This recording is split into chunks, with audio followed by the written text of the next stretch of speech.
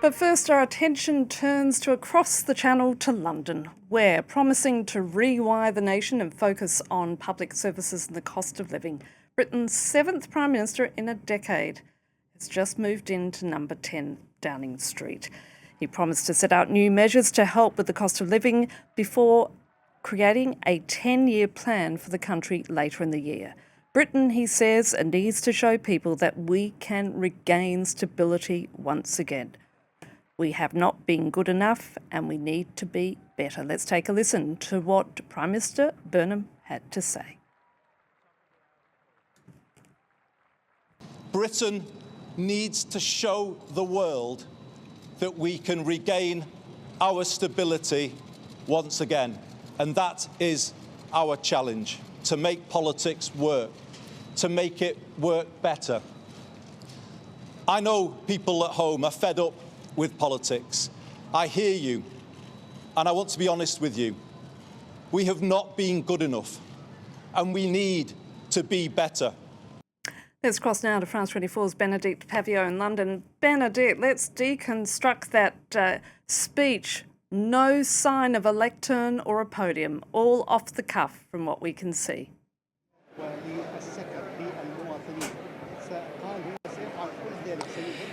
He promised to do things differently, and he clearly has started very differently. No lectern, no podium. I had thought that might be the case, and indeed it was the case. No notes. And that was very, very different. Somebody who is at ease, talking, telling a story, communicating, and very much saying that this was a moment for honesty and for reflection. Having just come back, have been from the palace, from Buckingham Palace, and met the head of state, King Charles, this King of the North, as he's been nicknamed, Andy Burnham, 56 years old, married, 3 children, former MP, former minister in Blair and Brown governments, then gave it up to become the mayor of Greater Manchester for 9 years, was out of, so to speak, domestic politics, certainly here in Westminster, and that just a month ago in Makerfield constituency, and that resounding victory by over 9,000 votes, elected MP, 4 days later the current Prime Minister, well then the current Prime Minister, Keir Starmer, announced that he would be standing down. That all happened this morning. And again, confirming his approach to politics, saying he knows that the British people are fed up. Yes, he is the seventh to walk through that door since 2016. It was first a succession of Conservative Prime Ministers, and now he has taken over from a Labour Prime Minister, Keir Starmer, who just over 2 years ago won a resounding victory. But where it all went wrong is that this Prime Minister did not manage to really pass his message across the nation, or indeed to his own party. The Labour Party was ratings in the polls were dire.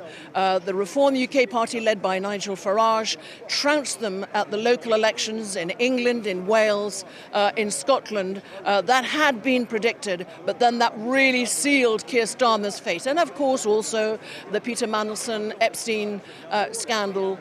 But really, here we are today, new era, new chapter, new Prime Minister, saying he doesn't want point scoring, he wants collaboration, inviting the nation to collaborate, to unite, to be strong, announcing that he wants the end of rough sleeping. That's the first instruction he's going to give.